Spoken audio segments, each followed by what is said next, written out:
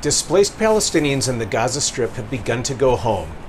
Israel, as part of the ongoing ceasefire with Hamas, has withdrawn troops from a road that divided Gaza into two. This is allowing displaced people to return from southern Gaza back to their homes in the north. This is the first time people have been able to return to their homes in over a year.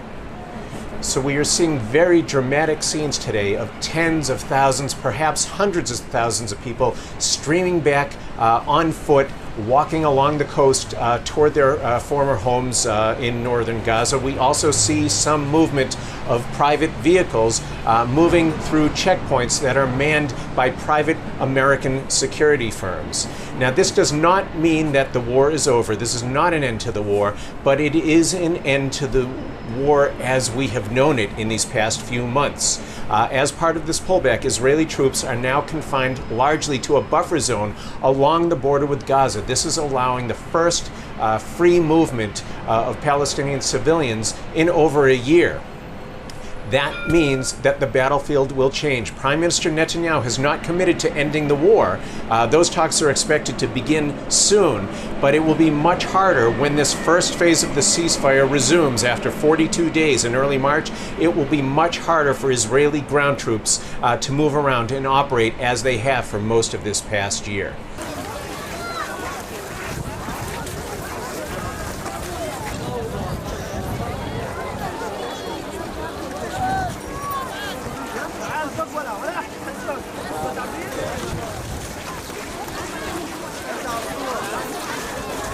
Now, the scenes are very emotional in Gaza. As we see people moving forward, they're returning to what remains of their homes, but in many, if not most cases, there's very little remaining. They are returning back to piles of rubble because the damage from all of this fighting is so extensive. Still, this is an emotional day for Palestinians. It is the beginning of a process, they hope, of returning home and finally being able to rebuild their lives. Now, this is a long process that lies ahead. In fact, the reconstruction process is going to be a long, difficult, controversial process.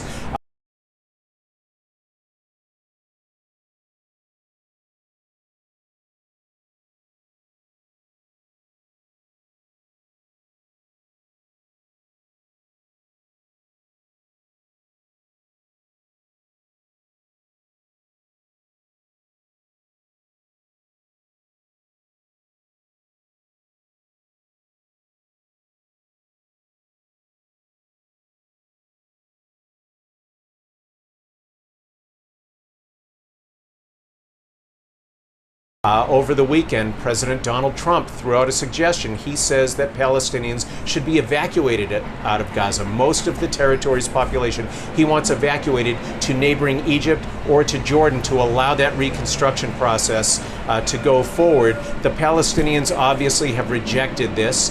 They don't want to go anywhere. Egypt and Jordan also giving it a very cool reception. This is a plan that would be very expensive for them. There would be security implications, taking in large numbers of people, and also there is the emotional issue.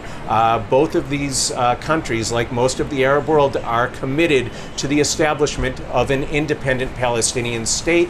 The concern is that this displacement could become permanent and undermine that goal of Palestinian independence. In Israel, the plan has been welcomed by right-wing, hardline Israelis.